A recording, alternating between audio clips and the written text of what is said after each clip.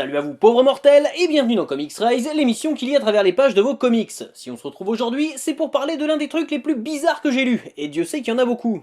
Pour commencer, cette vidéo fait écho à l'épisode de Comics Rise consacré à Marvel vs DC et au crossover en général. Si vous ne l'avez pas encore vu, le lien est dans la description. Comme je l'explique dans cette vidéo, Superman est incontestablement l'un des personnages de comic book les plus populaires, et c'est pour cela qu'il participe au tout premier crossover mettant en scène des personnages de DC Comics et de Marvel en rencontrant Spider-Man en 1976. Pour rappel, un crossover c'est, pour faire simple, la rencontre entre deux personnages ou plus pouvant être issus d'univers ou de maisons d'édition différentes et pouvant également prendre place en dehors de la continuité classique. Et en matière de crossover, c'est un petit peu à celui qui ira chercher le truc le plus what the fuck. Superman étant un personnage dont la présence assure des ventes conséquentes à son éditeur, il a été mis en scène dans des récits plus ou moins perchés. En 1978, il affronte Mohamed Ali, alors l'une des plus grandes stars de la planète, dans un combat de boxe légendaire, et pour un résultat finalement plutôt convenable. En 1982, il participe à la promotion du premier comic book dérivé de la licence des maîtres de l'univers chez DC Comics, en affrontant He-Man alias Musclor en personne. D'ailleurs, ces deux personnages ont un point commun en dehors de leur force démesurée. Ils ont les identités secrètes les plus pétées qui soient. Parce que s'il suffit que Superman mette des lunettes pour que personne ne le reconnaisse dans le costume de Clark Kent, eh bien le prince Adam, lui, il suffit qu'il se mette en slip pour que personne ne grille qu'il est en fait Musclor.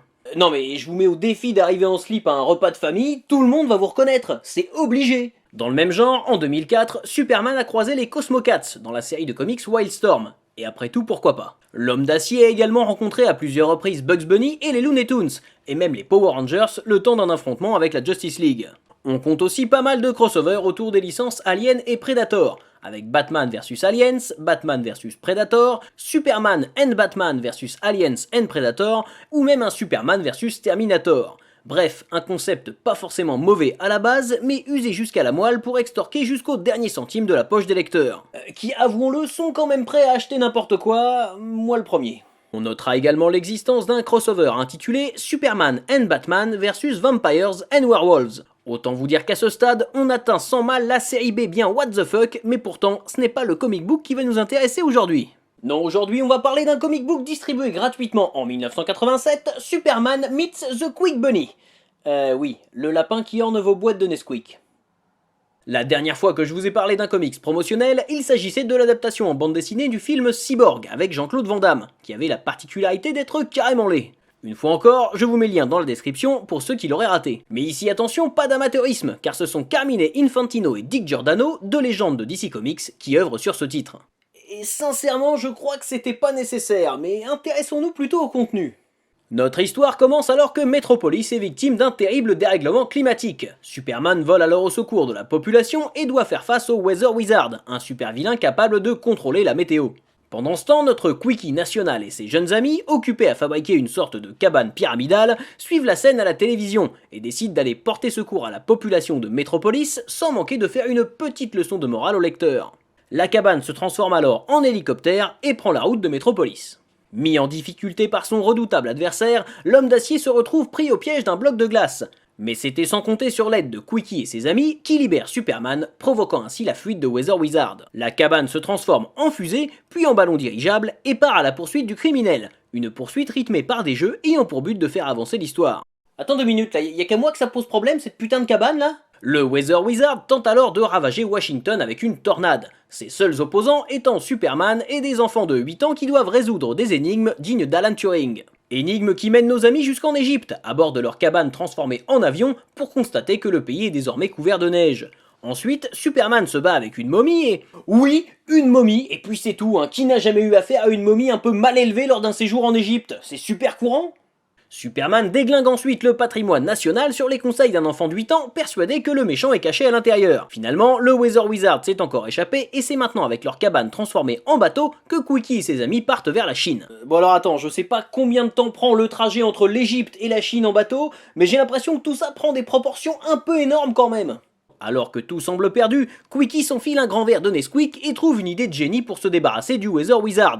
Il demande à ses jeunes amis de construire un Quickie en métal. Tombant la tête la première dans le guet-apens, le super vilain tente de foudroyer cette réplique pensant se débarrasser du véritable Quickie. Mais il est victime de sa propre attaque et mis hors d'état de nuire. Tout ça se termine autour d'un bon verre de Nesquik, Superman remerciant Quickie et les enfants de l'avoir aidé, sans quoi il n'y serait jamais arrivé. Attends, y a pas un problème là? Premièrement, on va pas se mentir, Superman ne sert à rien dans cette histoire. Il ne fait rien à part se faire victimiser. Lui qui est censé être l'un des super-héros les plus puissants du monde s'en remet à un groupe de gamins pour affronter un vilain de 3ème zone, ce qui est tout de même assez humiliant. D'ailleurs, parlons-en de ce groupe de gamins. Ils ont pas de parents ou quoi? Ils vivent Dieu sait où dans une cabane qu'ils construisent eux-mêmes et répondent aux ordres d'un lapin anthropomorphe qui leur demande de fabriquer une idole à son effigie. Et vous savez comment ça s'appelle ça? Eh bah ça s'appelle une secte, et Quickie c'est un putain de gourou. Et vous allez me dire, quel est l'intérêt de tout ça au final? Au-delà de l'aspect commercial évident, ce comic book n'est pas si mauvais en fait. Il fait d'une certaine façon écho aux comics assez simplistes du Silver Age qui visaient un jeune public, en y ajoutant une morale pas très développée, mais dans laquelle on pourrait presque voir un message à tendance écologiste. Quant à cette cabane transformable, on a qu'à mettre ça sur le compte des années 80, hein voilà, c'est les années 80. Vous l'aurez compris, ce comics brille surtout par son aspect totalement décalé, mais si ça vous a plu, je pourrais aussi vous parler des crossovers complètement barrés, mettant en scène Archie face au Punisher ou à Predator, mais on verra ça une autre fois. Voilà, jusqu'à la prochaine fois, je compte sur vous pour avoir de saines lectures. Si cette vidéo vous a plu, n'hésitez pas à la partager sur les réseaux sociaux. Si cette vidéo ne vous a pas plu, n'hésitez pas à la partager sur les réseaux sociaux. Vous pouvez maintenant me retrouver sur Facebook, Twitter et Instagram, et n'oubliez pas de vous abonner à la chaîne pour ne pas rater la prochaine. Chocolate rain. The school books say it can't be here again. Chocolate rain. The prisons make you wonder where it went. Chocolate rain. Build a tent and say the world is dry. Chocolate rain. Zoom the camera out and see the light. Chocolate rain.